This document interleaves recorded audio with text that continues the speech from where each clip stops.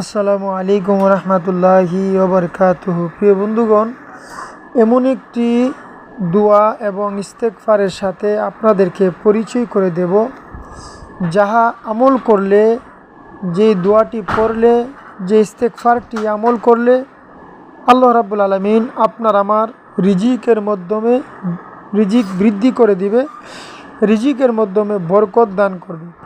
প্রিয় বন্ধুরা, এমন কোনো কিছু বাকি নাই যা কুরআনুল কারিমে আল্লাহ রাব্বুল আলামিন দেয় নাই। যাই হোক বন্ধুরা, এর আগে আমি বলতে চাই, আমার চ্যানেল সাইফুল দোয়া মিডিয়া এই পর্যন্ত যারা সাবস্ক্রাইব করেছেন সকলকে অসংখ্য অসংখ্য ধন্যবাদ জানাই।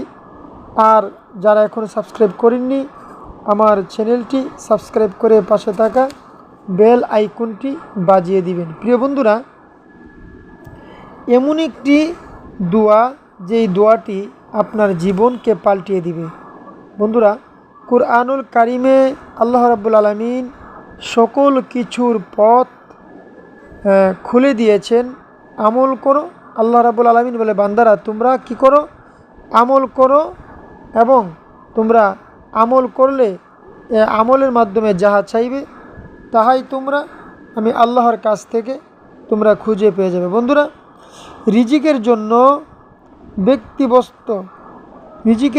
ব্যতিব্যস্ত থাকিতে হই। কর্মের জন্য, পরিশ্রমের জন্য, ইনকাম রুজির জন্য মানুষ অনেক ব্যস্ত থাকে। বন্ধুরা, আমলটি কিভাবে করবেন? আমলটি হচ্ছে, জুমার দিন রাত নিশিকালে, জুমার দিনে রাত্রে নিশিকালে উঠিয়া উজু করিয়া পাক পবিত্র হইয়া, পাক কাপড় পরিধান করিয়া, পাক পবিত্র অবস্থাতে আমি যে ইস্তেগফারটির কথা কিছুক্ষণ পরে বলবো এবং যেই দোয়াটির কথা বলবো, সেই ইস্তেগফারটি 100বার পড়বেন। ছোট্ট ইস্তেগফার, পাক পবিত্র হইয়া নামাজের মসল্লায় বসিয়া 100বার ইস্তেগফারটি পড়বেন।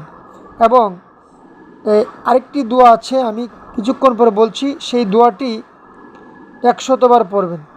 এবং 100বার একটি ছোট্ট আয়াত আছে, ওই আয়াতটি 100বার পড়বেন। পরে পুনরায় 100বার, আবার 100বার দুরূদ শরীফ পড়বেন। দুরূদ শরীফ পরে আপনি আস্তে করে রাতের বেলা বন্ধুরা ঘুমিয়ে যাবেন।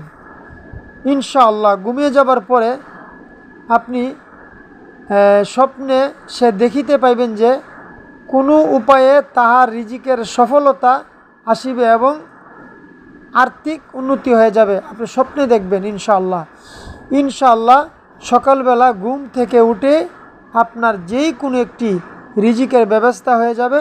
রিজিক আপনার ইনশাআল্লাহ আসতেই থাকবে। আপনি যে কোনো চাকরি করেন অথবা কর্ম করেন, যে কোনো কাজে আপনার রিজিকের ব্যবস্থা ইনশাআল্লাহ হয়ে যাবে। বন্ধুরা, এখন আসুন ইস্তেগফারটি কি। ইস্তেগফারটি হচ্ছে, আস্তাগফিরুল্লাহ রাব্বি মিন কুল্লি জামবে ওয়া আতুবু ইলাইহি। আস্তাগফিরুল্লাহ রাব্বি মিন কুল্লি জামবে ওয়া আতুবু ইলাইহি। এখন দুরূদ শরীফটি কি? দুরূদ শরীফটি হচ্ছে, আল্লাহুম্মা সাল্লি আলা মুহাম্মাদিউ ওয়া আলা আলিহি ওয়া আসহাবিহি ওয়া বারিকা ওয়া সাল্লিম। এই দুরূদ শরীফটি আপনি সুন্দর করে এই দুরূদ শরীফটি আপনি পড়বেন। প্রিয় বন্ধুরা, এ হচ্ছে দুরূদ শরীফ।